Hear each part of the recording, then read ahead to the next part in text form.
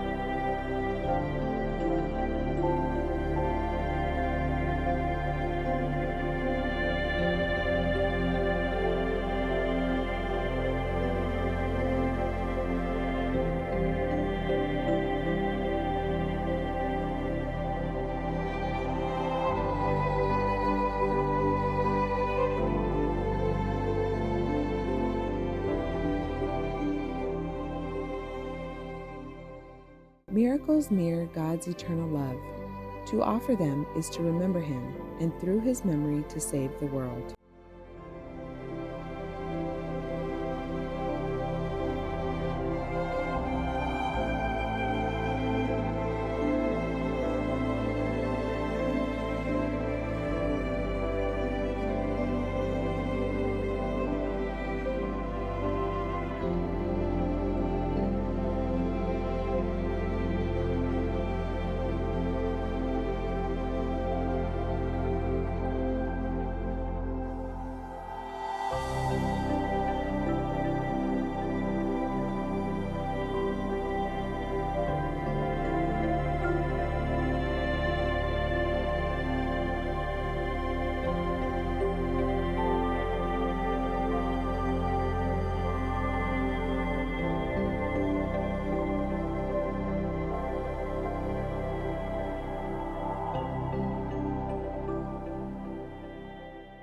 Thank you for joining me in today's meditation. Before you leave, remember to subscribe to the channel and like this video so you can meet me here again tomorrow. Rest well until next time.